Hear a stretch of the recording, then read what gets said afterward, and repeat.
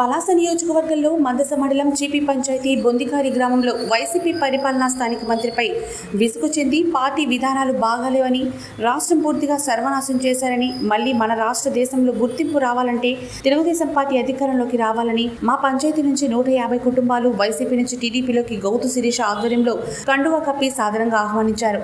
చేరిన వారు వైఎస్ సర్పంచ్ భువన, వార్డు మెంబర్లు రాముడు, భీముడు, దుర్యోధన మొదలగు వారు, అలాగే ఈ కార్యక్రమంలో పాల్గొన్నారు. మండల నాయకులు, కార్యకర్తలు, అభిమానులు పాల్గొన్నారు.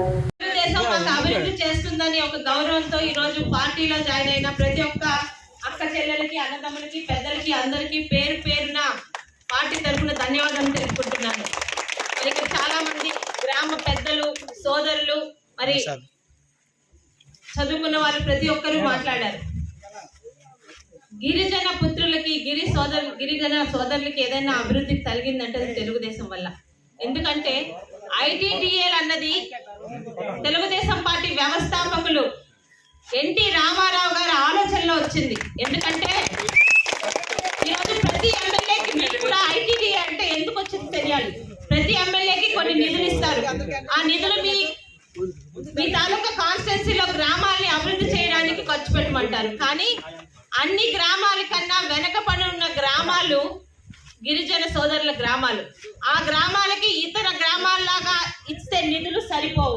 వాటిని ఎలాగ పూర్తి చేయాలని ఒక ఆలోచనతో ఏం చేయాలనుకున్నప్పుడు ఎన్టీ రామారావు గారు తీసుకొచ్చిందే ఐటీడీఏ.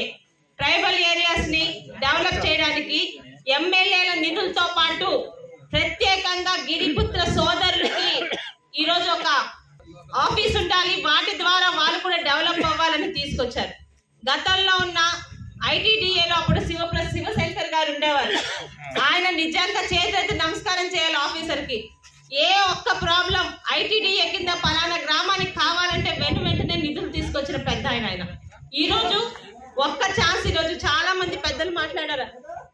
గిరిజన సోదరులు అమాయకులు, కానీ ఈరోజు అన్ని తెలుసుకుంటున్నారు. అబద్ధాలు చెప్తే మీకు అన్ని చేశామంటే ఎక్కడ చేశారని అడుగుతున్నారు.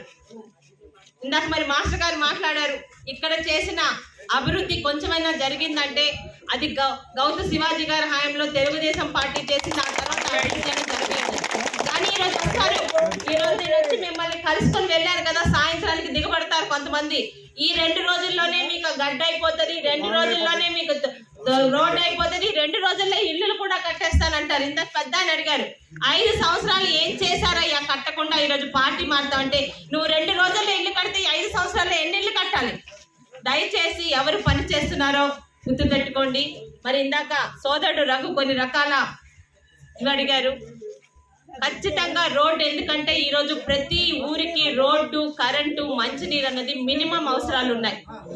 డెవలప్ చేస్తున్నా కూడా ఇంకా కొన్ని ఇబ్బందులు. ఇప్పుడు రోడ్లు ఒకసారి వేస్తే కొన్ని 100 సంవత్సరాలు ఉండవు, మళ్ళీ దాదాపు ఒక 10-20 సంవత్సరాలుగా రోడ్లకు కానీ ఆ వాటర్ ప్రాజెక్టులు కానీ రిపేర్ చేయాలి. కనీసం ఏమీ చేయకుండా ఈరోజు 50 సంవత్సరాలు మీకు పెన్షన్ తీసుకొచ్చింది కూడా తెలుగుదేశం. అది ఒక్కసారి మళ్ళీ గుర్తు చేస్తున్నాను. అలాంటిది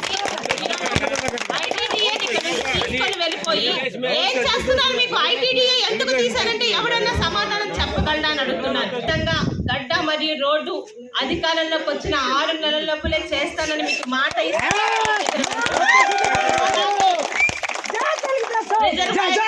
బ్రిడ్జ్ గురించి అడిగారు. మరి ఆ మాస్టర్ గారు మిగతా పెద్దలు ఉంటే ఒక మాట చెప్పాలి. ఆ బ్రిడ్జ్ ఎస్టిమేషన్ ఎంత? ఆ ఎస్టిమేషన్ చేస్తే ఆ బ్రిడ్జ్ ద్వారా ఇక్కడ ఇదొక్క బొందికారి కాకుండా ఎన్ని గ్రామాలకి మనకి సౌకర్యం కల్పిస్తుందో అన్నది అధికారులు వచ్చి నిర్ణయిస్తారు. అధికారులు తీసుకొచ్చి మీ ముందే ఎస్టిమేషన్ వేసి మీకు వివరాలు తెలిసేలా చేసి వాటి ప్రాజెక్ట్ మొదలు పెడతామని చెబుతూ, ముఖ్యంగా మాట అయితే ఆ గడ్డ మరియు రోడ్డుని 6 నెలల లోపల మీకు మాట ఇచ్చి, ఎందుకంటే మీరంత అమాయకులో చేయకపోతే అలా అడిగే హక్కు కూడా మీకు ఈరోజు ఉంది. ఆ హక్కుతో 6 నెలల లోపల మీకు పూర్తి చేస్తానని మీ గౌతు శ్యామ్ సుందర్ శివాజీ గారి అమ్మాయిగా తెలుగుదేశం పార్టీ